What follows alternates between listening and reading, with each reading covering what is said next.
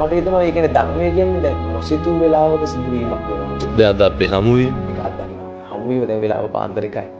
අතිශය හම්බයක්. අද උදේ කතා කරාද අපි හවස හම්බුණා. මේ සියල්ලට උඩින් මොකක්ද තියෙන්නේ කියන එකට ධර්මය කියන එකට ආය විවාදයක් තියෙනවද? කිසිම විවාදයක් නැහැ. කනගාටුවට කාරණයක් තියෙනවා.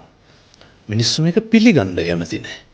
මේ අර කාටත් පොදු ටිකක් තියෙනවා කියලා.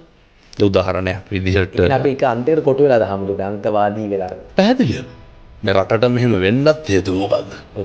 ඒ මනුස්සකම පවා කොහාට හරි හිර කරලා තියෙනවා කියලා තේරෙන්නේ නැද්ද?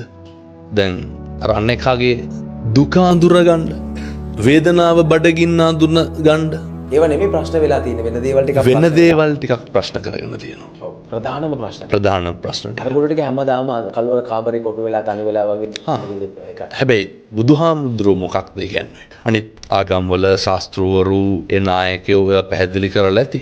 බුදුහාමුදුරුවෝගෙන් අර උනාසේ සබ්බේ සත්තා භවන්තු සුඛිතත්තානේ. සියලු සත්වෝට යහපතක් වෙන්න ඕනේ, සෙතක් වෙන්න ඕනේ. ඒක ලේබල් එකක් ගහලා නැහැ. කිසිම තැනක මොකද්ද ආගම මොකද්ද? නෑ එහෙම එකක් නෑ. උන්වහන්සේ බඩගින්න ගැන පැහැදිලි කරේ සබ්බේ සත්තා ආහාරටි දිගානේ. සියලු සත්වෝ ආහාරය යැපෙන. මේ හරි පොඩි දෙයක් මේ දෙන්නේ.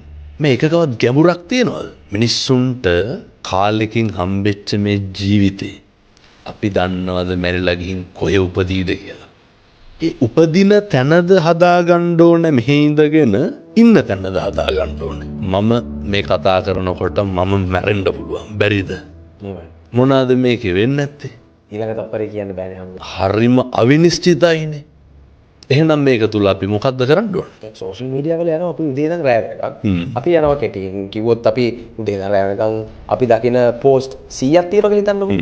මේ පෝස්ට් 100 දකිද්දී වීඩියෝස්, ෆොටෝස්, ග්‍රැෆික්ස් එහෙම නැත්නම් ඕපදූප වෙන්න පුළුවන්. ඕනම දෙයක් දකිද්දී 80%ක් තියෙන්නේ ආවේගය සහ කාමය අවශ්‍ය විදිහට මේ හැම දෙයක්ම.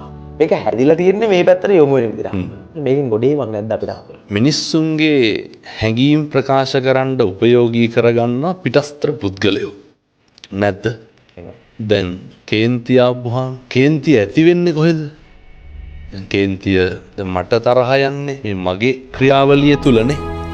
තේරුම් ගන්න පුළුවන් නම් මිනිස්සුන්ට ඒ ඇතිවෙන කේන්තිය මම තුලින්ම නැති කරන්න ඕන කියලා. අපේ හිතේ ඇතිවෙන කේන්තියට මොකටද පිටස්තරයෝ ගාව ගන්න? ඒකට වක් කියන්න මම ඒක මගේ ඇති වෙච්ච කේන්තියක් නේද?